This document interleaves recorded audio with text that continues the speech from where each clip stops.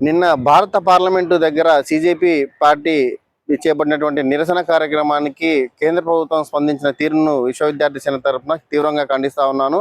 ఇవాళ భారతీయులుగా ఉంటూ భారత రాజ్యాంగాన్ని గౌరవిస్తూ పార్లమెంట్ దగ్గర నిరసన తెలియజేయడానికి వెళ్ళినటువంటి సిజేపీ పార్టీ కార్యకర్తలను లేకపోతే పౌరులను కూడా ఇవాళ కేంద్ర ప్రభుత్వ బలగాలతో విపరీతమైనటువంటి దాడులు చేపట్టి గాయాలు చేసి రాళ్లతో కొట్టి ఇంత దుర్మార్గమైన చర్యకు పాల్పడినటువంటి కేంద్ర ప్రభుత్వం ఇంత దుర్మార్గంగా పరిపాలన చేస్తుందో మనకు అర్థమవుతా ఉంది.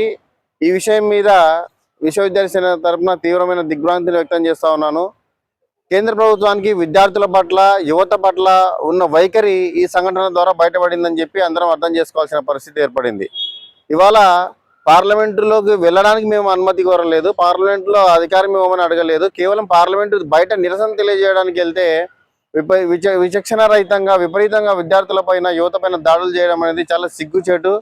ఈ విషయాన్ని తీవ్రంగా ఖండిస్తా ఉన్నాం.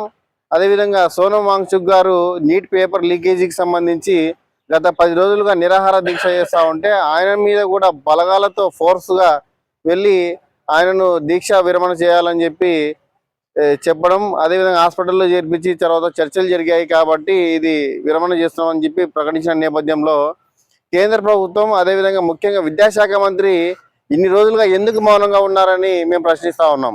నిజంగా విద్యార్థుల పట్ల బాధ్యత ఉంటే, యువత అంటే ప్రేమ ఉంటే, దేశభక్తి ఉంటే బీజేపీ పార్టీ కేంద్ర ప్రభుత్వం వెంటనే ఈ విషయం మీద ప్రజలకు స్పష్టమైనటువంటి సమాధానం చెప్పాల్సిన బాధ్యత ఉంది.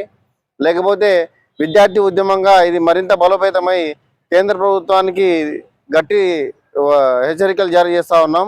విద్యార్థుల పట్ల కేంద్ర ప్రభుత్వ వైఖరి మార్చుకోవాలని చెప్పి డిమాండ్ చేస్తూ ఉన్నాం. నా పేరు ఆనంద్ బాబు, విశ్వవిద్యార్థి సేన, కర్నూలు.